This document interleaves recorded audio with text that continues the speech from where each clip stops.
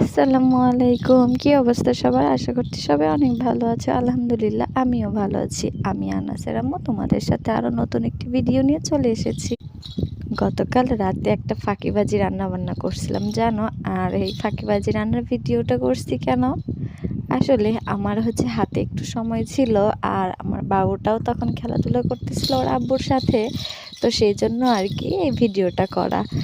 তো এখানে ঝুনঝুন শব্দ শুনতে পাবে, ওইটা আমার বাবু এখন খেলতেছে, না হলে ওকে নিয়ে আমি ভয়েস দিতে পারি না। ওর হাতে কিছু খেলনা দিয়ে তারপরে একমাত্র আমার ভয়েস দিতে হয়। সবাই প্লিজ ইগনোর করো ওই শব্দটা।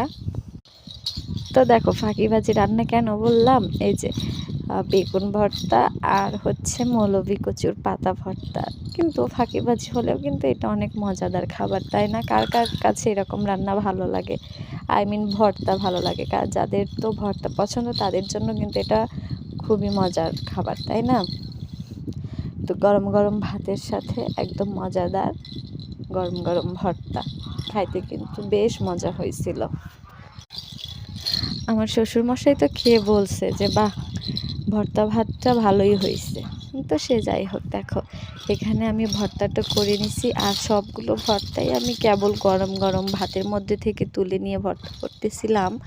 যে জন্য এতটা পরিমাণে গরম থাকার কারণে আমার চামচ দিয়ে একটু ভর্তা করে নিতে হচ্ছিল, আর আমার হাতটাও পুড়ে গেছিলো, যে জন্য আর কি ভর্তা করতে সমস্যা হচ্ছিল। কিন্তু তারপরেও এখন আমার তো ভর্তাটা করতেই হবে, কোনো অজুহাত তো আর কাজের বেলায় খাটবে না, তাই না? তো দেখো এই তো আমি ভর্তা ভাত করা কমপ্লিট, এরপরে সবাই এসে খাবে, আমি বাবুর কাছে যাব। আর এই ভর্তা ভাত আর দুধ ছিল আমাদের রাতের ফাঁকিবাজি খাবার।